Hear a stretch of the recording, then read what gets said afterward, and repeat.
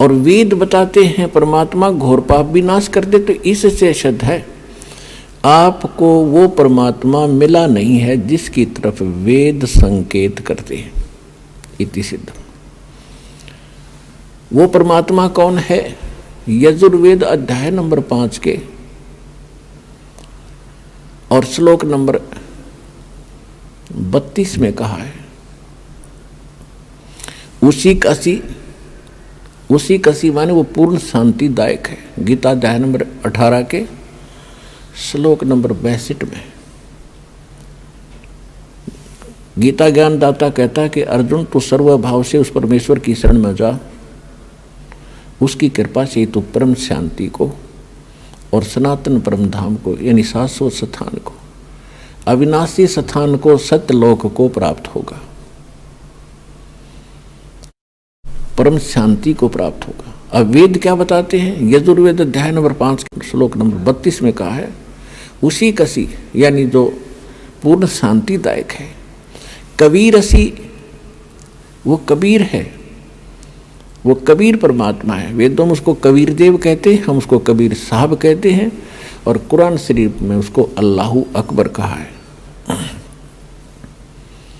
वो कबीर असी बमभारी असी, वो कबीर परमात्मा है जो बमभारी माने बंधनों का, अरी माने शत्रु, जो बंधनों का शत्रु है। अंगारी असी जो पाप नाशक है, पापों का शत्रु। अग माने पाप, अरि माने शत्रु, जो पापों का शत्रु है, जो पाप नाशक है। और बमभारी जो कर्म बंधनों, जो हमारे, क्योंकि हम संस्कार से यहाँ फंसे हैं, हमारे संस्कार यहाँ पर हैं, तभी हम उन संस्कारों से जन्म मृत्यु में लगे हुए हैं। कभी किसी से हमारा संयोग है, किसी के हम पुत्र बन गए, किसी की पुत्री बन गए, किसी के पति बने, किसी की पत्नी बने। तो ये संस्कार हमारे जो हैं, इनके कारण हम बंद में हैं, और ये काल की बंद है, कैद है, बंदी ग्रह है। तो फिर परमात्मा खुद बताते हैं कि बंदी छोड़ हमारा नामम, अदर अमर है अस्थिर ठामम। अमर करूं सतलोक पठाऊं, ताते बंदी छोड़ कहाऊं। अमर करूं, तुम्हें यहाँ सदा के लिए सुखी कर दूंगा, जन्म मृत्यु से रहित कर दूंगा, तुम्हारे सब पापों का नाश करूंगा, सब संस्कार और बंधन यहाँ से समाप्त कर दूंगा, इसलिए मैं बंदी छोड़ कहलाता हूँ। अनंत कोट ब्रह्मांड में बंदी छोड़ कहाँ आए, सो तो एक कबीर हैं जो जननी जने नमाए। आदरणीय गरीबदास साहिब जी गांव छुरानी जिला झज्जर वाले हरियाणा वाले को परमात्मा मिले थे। 10 वर्ष की आयु थी तब उनकी। किसान के घर जन्म था, जाट जाति में, खेतों में अपना पशु चरा रहे थे, गौवें चरा रहे थे। वहाँ परमात्मा आए सतलोक से, जैसा उनके नियम में है, अच्छी आत्माओं को मिलते हैं, उनको अपने ज्ञान से परिचित कराते हैं, सतलोक ले जाते हैं। सतलोक ले जाकर के आदरणीय गरीबदास साहिब जी को वापस छोड़ा, उनको मृत जान करके शमशान घाट पर रख दिया था, चिता के ऊपर रख दिया था। जब चिता के ऊपर वो सचेत हुए, उठ कर चले, तो उनको आभास हुआ कि सचमुच मैं कहीं और देश में गया था। अन्यथा वो सोच बैठते, घर पर स्वप्न होता तो सोचते मैं स्वप्न देखकर आया हूँ। घर में हाहाकार मचा था, रिश्तेदार इकट्ठे हो गए थे और उनको चिता के ऊपर रख दिया गया था। तब उनको सचमुच वो एकदम दृश्य सारे सत्य महसूस हुए, और परमात्मा ने उनके अंतःकरण में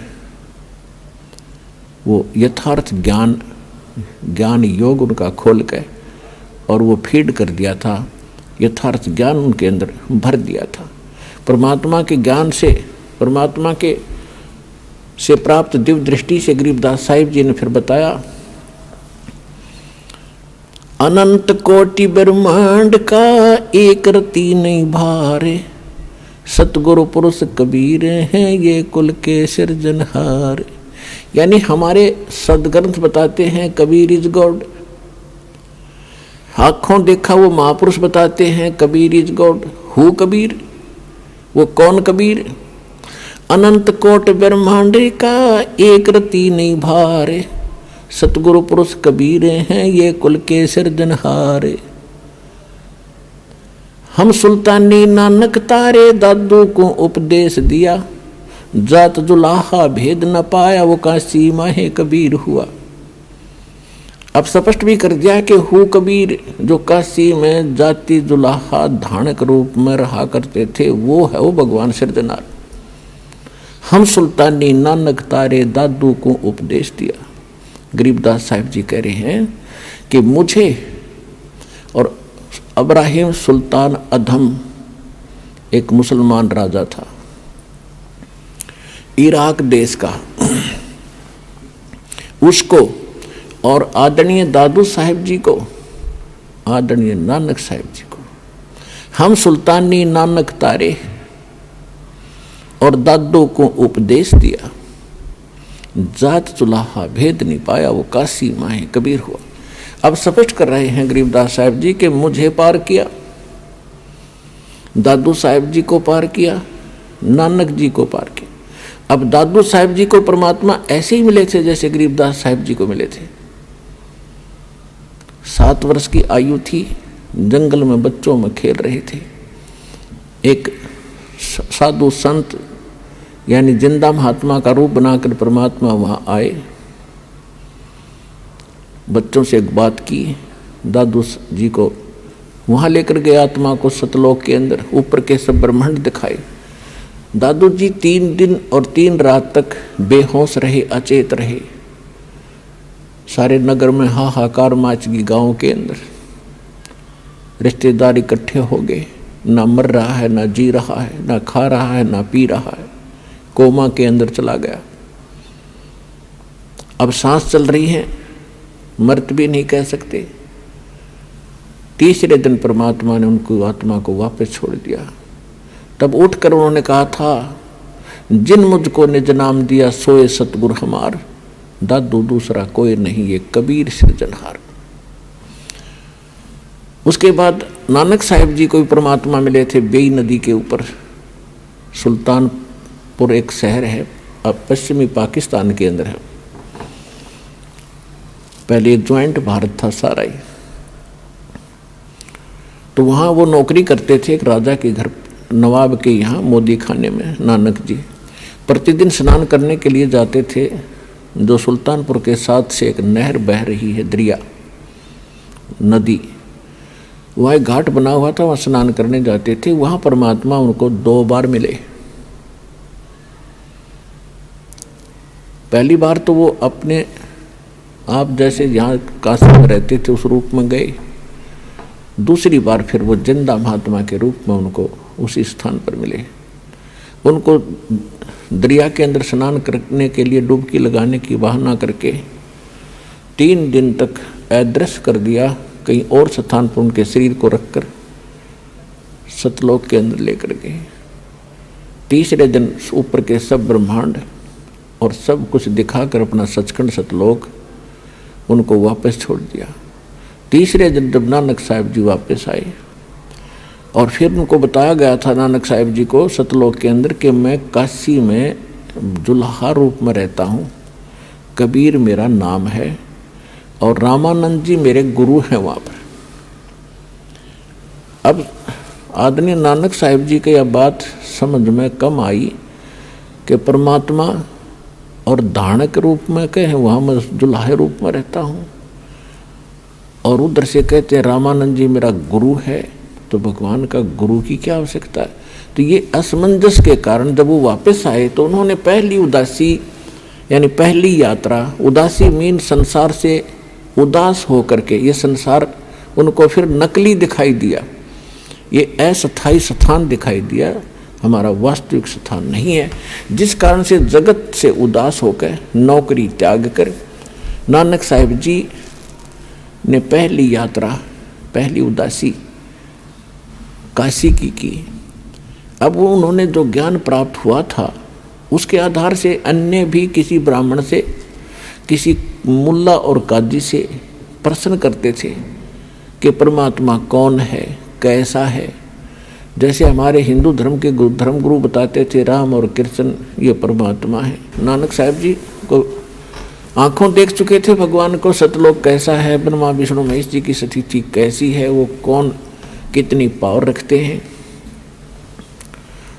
तो ये सब डिस्कशन करते करते पहुंच गए बनारस में। रामानंद जी के बारे में जानकारी प्राप्त की, तुरंत पता लग गया क्योंकि वो वेल नोन थे। वहाँ से जब पता चला कि आप, नानक साहिब जी ने रामानंद जी से पूछा कि यहाँ कोई कबीर नाम के कोई दुल्हा धानक है। अब रामानंद जी की आंखों में आंसू आ गए, क्योंकि अब रामानंद जी की कथा को पूरा करेंगे थोड़ा सा हिंट में। अब रामानंद जी क्योंकि परमात्मा से परिचित हो चुके थे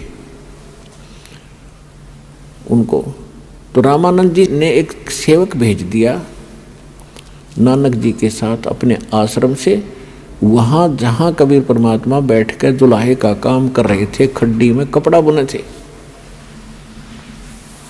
अब नानक जी को लेकर के वो सेवक यानी दास भगवानों का, और वहाँ पहुँचा जहाँ परमात्मा कपड़ा बुन रहे थे, अपने कुटिया में बैठे थे अपनी झोंपड़ी के सामने। अब उस बच्चे ने जाति प्रणाम किया, और जब नानक साहिब जी ने देखा सामने कि ये तो वही है जो सचखंड में मैंने देखा था, तब उन्होंने आंखों में आंसू भर के कहा था, भाई सूरक मुलुक की वेश, ए ठगवाड़ा ठगी देश। ये खरा सियाणा बहुता बार ये धानक रूप रहा करता, लोगों धानक रूप रहा करता। आंखों में आंसू भर गए, भगवान को सचखंड में देखा, वही यहाँ बैठा धानक के रूप में, चरणों में गिर गए। और फिर परमात्मा ने कहा कि प्रथम मंत्र दिया, फिर कहा सतनाम आपको फिर देंगे, सतनाम बिना मोक्ष नहीं हो सकता।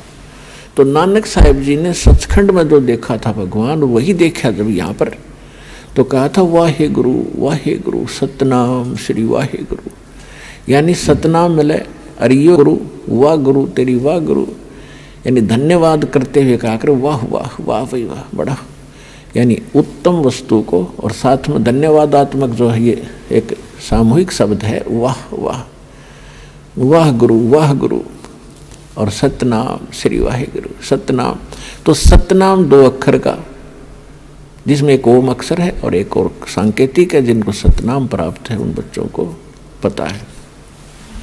तो सतनाम के बिना मोक्ष नहीं।